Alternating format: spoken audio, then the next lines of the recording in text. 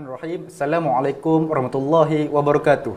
Bersama lagi kita pada hari ini di program Nothing to Hide Media di studio Nothing to Hide. Bersama kita pada hari ini, moderator kita pada hari ini yang lain yang tidak bukan ikon dan public figure yang semakin naik di Malaysia, iaitu Sir Azri ataupun nama sebenarnya Wan Muhammad Azri yang lebih mesra dikenali sebagai Papa Gomo suatu ketika dahulu. Bersama kita pada hari ini Sir Muhammad Azri di studio. Selamat datang, Sir. Masih jemput datang. Macam mana Sir, perjalanan ke studio hari ini? Okey, cuma itulah. Bila lalulah tadi tengok perjalanan lalu lintas yang makin hari makin banyak kat Kuala Lumpur ni. Terus teringat apa yang Datuk Najib buat. Pengangkutan awam. Ini yang sebenarnya yang sepatutnya dibuat oleh mana-mana negara pun. Ya, betul. Tapi apakah daya, kajian hari ini semua nak kembali ke zaman lama. Semua nak buat kereta. Memilih Perdana Menteri yang keempat dulu untuk dilantik menjadi Perdana Menteri ketujuh. Untuk pengetahuan saudara Sir Azri ini merupakan Exco Pemuda UMNO Malaysia dan Presiden Malaysia bagi Bumiputera Brotherhood. Sir, tajuk kita hari ini sangat menarik, sangat panas dan sangat, saya rasa memang dekatlah di hati Sir, iaitu DAP dalam perpecahan kaum di Malaysia. Perpecahan kaum di Malaysia, majoritinya kita terdapat di Malaysia, Melayu, Cina, India, mereka merupakan dalang untuk perpecahan semua kaum ini. Apa pendapat Sir? Ya, itu memang perkara yang tak dapat disangkalah. Memang selama ni pun kalau kita tengok pun punca segala perpecahan ni berpunca daripada parti DAP. Sebab sejarah tak boleh menipu kita. Betul. Kalau kita lihat daripada kita lepas kita merdeka, kita aman, kita boleh hidup dalam berbilang kaum, agama, malah Betul. agama-agama lain selain daripada Islam pun boleh dianuti, tak ada masalah. Dan DAP lah punca menyebabkan perpecahan kaum itu. Kerana terbukti 13 Mei 69, Ya. ianya berpunca daripada parti DAP. Ya. Jadi rekod itu tidak boleh dinafikan. Walaupun DAP cuba nak mengatakan bahawa mereka bukan rasis, bukan membawa agenda perkauman, tetapi realitinya sejarah tidak boleh menipu kita. Betul. Dan 13 Mei 69, satu titik hitam dalam negara ini yang dimulakan oleh parti DAP. Dan begitu juga dengan hari ini. Kalau kita tengok hari ini ni, perpecahan kaum ni DAP juga dimulakan oleh DAP. Dia letak gap antara sama kaum. Dia mahukan sesuatu perkara yang sebenarnya tak boleh. Sebab dia beranggapan bahawa Malaysia ni milik semua orang. Dia salah, konsep tu salah. Konsep tu sebab kita dah ada perjanjian kontrak sosial, yang mana ini kontrak sosial yang kita perlu hormati sebagaimana kita menghormati kaum-kaum lain. Betul. Jadi sepatutnya DAP juga menghormati kontrak sosial telah termaktub dalam perlembagaan. Tetapi tidak. Dan inilah yang menyebabkan DAP tiap-tiap tahun mengasut terutama sekali kaum-kaum Cina untuk bersatu dan akhirnya menolak. Yalah, kalau kata kita hari ini Kerajaan Barisan Nasional lah. Tetapi sebenarnya menolak kuasa politik Melayu yang ada sebenarnya. Jadi sampai hari ini pun kita tengok memang semakin hari semakin berpecah kaum-kaum yang ada di Malaysia ni hasil daripada tangan-tangan DAP lah.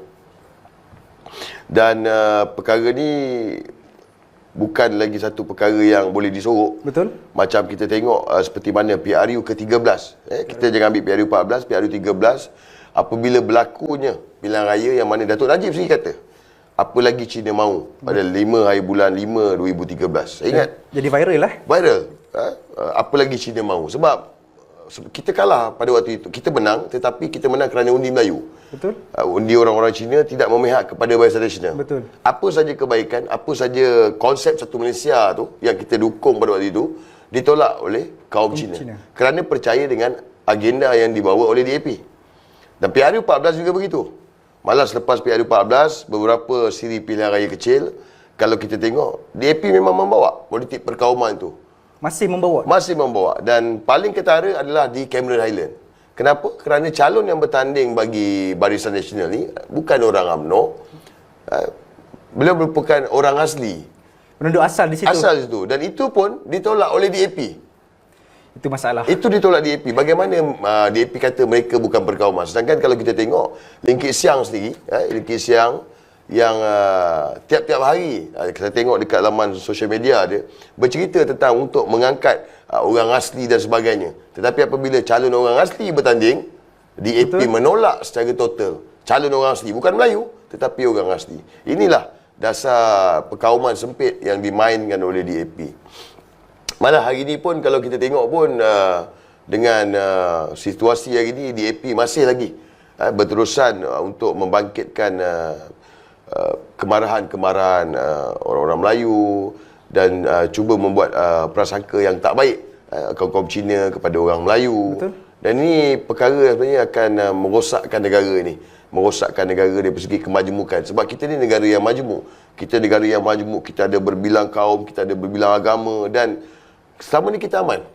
Selama ni kita aman, melainkan 13 Mei 69. Ya. Dan dengan situasi yang hari ni, kita kena jujur dalam diri kita. Hari ni kalau kita tengok, mana-mana pun kita rasa macam ada sesuatu yang tak kena. Kemajemukan tu dah makin hari makin jauh. Betul. Yang mana ini adalah kerana politik kotor yang dimainkan oleh parti DAP untuk menghasut orang-orang Cina, orang-orang India ni melihat satu sudut yang negatif ke atas orang Melayu. Bukan lagi UMNO, hari ini bukan lagi konteks UMNO, Betul. bukan lagi konteks PAS, tetapi beliau menanamkan agenda bahawa ada sesuatu yang tak baik kepada orang Melayu dan sebagainya. Saya ingat ada yang sampai ada video viral yang dia tak bagi anak dia berkawan dengan orang Melayu. So perkara-perkara macam gini kerana politik.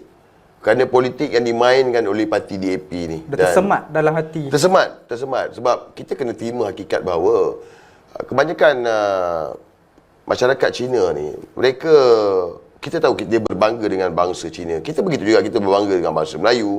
Begitu juga kaum India. Tetapi di mana kita nak dapat dia punya pertembungan tu antara idea itu, kalau daripada sekolah rendah ada sekolah Cina, sekolah menengah sekolah Cina, bila bekerja sekolah Cina. Jadi mana dia nak bercampur dengan orang Melayu? Sebab itu kalau kita tengok pun, kalau kita bersekolah dulu, bila kita sekolah menengah, anak-anak di sekolah rendah, bila dia masuk ke sekolah menengah, dan begitu juga dengan pelajar Cina yang sekolah Cina, dan kemudiannya sekolah menengah, dia sekolah menengah kebangsaan, ya. pasti tingkatan 1, tingkatan 2 akan bergaduh. Sebab pertembungan itu. Dan ini pula ditambah pula dengan ideologi yang ditanam. So perkara ni makin hari sebenarnya makin teruk dan makin sakit untuk Malaysia. Dan saya nak ingatkan 13 Mei 69, tahun ni 2019. Dah 50 tahun tragedi hitam yang mana yang ini puncanya adalah kerana DAP. Dan ini perkara yang DAP tak boleh nafikan. Betul. Malah Lee Kit Siang lagi masih hidup lagi hari ini yang mana semua tahu bapa kepada tragedi 13 Mei 69. Puncanya 13 Mei 69. 50 tahun. Kan? Saya takut sejarah berulang kembali. Kita nak cuba elakkan. Kita cuba elak. Tapi dalam situasi hari ini, sebab itulah DAP ni perlu ditolak oleh semua masyarakat. Bukan saja orang Melayu tetapi orang Cina, orang India perlu melihat bahawa DAP ni akan mengakibatkan kita ni mundur ke belakang. DAP ni akan melibatkan kita ni terus berpecah. DAP akan menyebabkan mungkin akan ada pertumpahan darah. Adakah itu yang mereka mahukan? Kalau mengikut daripada kenyataan-kenyataan yang terbaru, kenyataan-kenyataan terbaru apabila Tuan Guru Hadi Awang dan Tok Mat Hassan mengatakan bahawa mereka kerjasama antara UMNO dan PAS ni. Nyatuan Ummah UMNO dengan PAS ini telah dipersetujui lah. Ya. Jadi hari ini pun mana-mana bahagian sekarang ni UMNO dan PAS bersama-sama. Dijemput mana-mana pusat. Saya pergi Pangkor tu hari. Tak pernah berlaku. Pertama kali main pusat sama-sama, main bola sama-sama. Di Semenyih pun main futsal. Di Semenyih pun. Jadi ini perkara yang baru tau, baru. Dan ini memberikan satu ketakutan kepada DAP.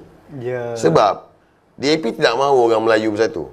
Sebab kita kena ingat kenyataan daripada kepimpinan DAP sendiri yang mengatakan Melayu, skru Melayu. Ya, itu daripada siapa? DAP. Jadi Ngakok Ming. Jadi dia mengeluarkan kenyataan tersebut. Memang mereka mahu Melayu bergaduh dengan Melayu. Ini jelas sebelum PRU14. Tetapi masa tu mungkin orang Melayu tak nampak. Mungkin orang Melayu, dia masih lagi bercerita tentang rompak dan sebagainya kan. Tetapi bila hari ini orang Melayu dah sedar bahawa DAP akan menggunakan orang Melayu untuk skru orang Melayu. Ya. Sebab itu Melayu berpecah. Dan bila orang Melayu bersatu hari ini, DAP melihat ianya satu ancaman. Ancaman yang mana ini perkara perlu ditamatkan. Dan sebab itu kalau kita tengok kenyataan-kenyataan pemimpin DAP mengatakan kerjasama UMNO dengan PAS, seperti mana Lee Ngoc Eng mengatakan bahawa ini pengisytiharan perang ke atas bukan Islam. Ya. Ngak Komeng, Taliban. Begitu juga dengan Ketua Pemuda DAP mengatakan ini adalah Taliban, dan termasuk terbaru kes di New Zealand, Ado Makibol DAP juga yang mengatakan bahawa ianya boleh berlaku di Malaysia dengan kerjasama UMNO dan PAS. Kenyataan-kenyataan ini pada pendapat peribadi saya adalah kenyataan-kenyataan yang provokasi. Sebenarnya bukan mereka tak tahu, mereka tahu. Dan mereka tahu impak daripada kenyataan yang dikeluarkan. Tetapi inilah yang mereka mahu gunakan, keluarkan supaya orang Melayu marah dan mungkin amuk. Saya melihat daripada sudut persepsi yang berbeza, yang mana mereka cuba untuk mencalarkan imej orang Melayu dan orang Islam. Mereka cuba. Sebab kalau kita tengok himpunan 812 2018 adalah satu himpunan yang berjaya, yang menarik ratusan ribu orang Melayu, orang Islam dari Bumi-Putera Sabah Sarawak turun pada hari tersebut aman, tanpa sebarang keganasan, malah bersih, lebih baik dan lebih bersih daripada himpunan bersih. Tak ada kecacatan, tak ada kecederaan. Walaupun mereka cuba untuk mengeluarkan cerita-cerita yang bukan-bukan, seperti peserta bantahan ISET 812 dibayar RM200. Ya. Mereka cuba, mereka kata ini akan jadi perhimpunan yang ganas. Malah saya sendiri pun ditangkap kononnya untuk mencetuskan provokasi pada hari tersebut. Tetapi kita telah buktikan bahawa orang Melayu, orang Islam di Malaysia ini aman, bukan ganas. Dan ini yang menjadikan satu ketakutan kepada DAP. Sebab apa yang mereka mahukan tak dapat. Jadi sebab itu mereka mengeluarkan kenyataan ini supaya orang Melayu marah, amuk, mencetuskan rusuhan dan sebagainya. Supaya mereka boleh tunjukkan kepada dunia, inilah orang Melayu. Inilah orang Islam yang menindas agama lain dan kaum lain. Ini yang mereka cuba buat. Ini pada pendapat saya. Sebab kenyataan ini terlalu dangkal. Terlalu biadab, terlalu kurang hajar. Memang kita marah. Betul. Memang kita marah. Cuma hari ni, orang cakap politik kita bijaksana. Orang Melayu yang marah, jangan kita marah dengan amuk. Walaupun amuk itu ada dalam kamus. Ada dalam kamus amuk ni. Jangan kita marah dengan amuk. Sebab peperangan hari ini bukan gunakan senjata. Peperangan hari ini gunakan akal. Betul. Saya selalu ingatkan sebab kelicikan DAP ni, macam mana dia doktrin, penyokong-penyokong dia buat provokasi, tetapi mereka tidak bertindak ganas. Mereka mencetuskan provokasi, mereka membuat perkara-perkara yang boleh mencetuskan rusuhan dan sebagainya, tetapi mereka sendiri tidak bertindak ganas. Sebaliknya mereka menggunakan kotak undi sebagai kuasa bagaimana untuk mereka mendapatkan apa yang mereka mahukan selama ni. Jadi begitu juga dengan kita orang Melayu hari ni. Kita tahu DAP ni adalah ancaman, DAP ni adalah dalam perpecahan kaum. Jadi jangan kita membuat tindakan-tindakan yang sembrono. Sebab apa yang penting adalah PRU15 kita nak tumbangkan DAP. Yang ini juga mesej untuk orang Cina. Sebab orang Cina pun hari ni, saya rasa lepas daripada semenyih, ramai orang Cina yang dah mula... Ada kesedaran? Kesedaran, ada. Ada kesedaran pada orang Cina yang melihat bahawa parti yang mereka sokong ni, DAP ni, adalah parti yang memecah belahkan perpaduan kaum. Dan selagi mana mereka sokong, selagi itulah mereka akan dibebani dengan pelbagai masalah. Sebab kita kena terima hakikat, dalam Malaysia ni majoritinya adalah orang Melayu. Saya lupa, tapi saya ingat Pak An selalu sebut dengan saya. Dalam satu negara itu, kalau majoriti tidak gembira, so negara itu tidak akan aman. Jadi begitulah dengan situasi hari ini. Situasi hari ini orang Melayu tidak rasa selesa. Betul. Orang Melayu tidak berasa aman dengan kes penghinaan Nabi dan macam-macam lagi. Tetapi alhamdulillah orang Melayu masih lagi boleh bersabar. Sebab ini yang kita mahukan pun. Dan ini yang mereka di AP tidak mahukan. Provokasi dan sebagainya mereka akan cetuskan hari demi hari. So, kita tengoklah sejauh mana DAP berupaya untuk terus mengajak kaum-kaum Cina khususnya ni bersama-sama dengan mereka.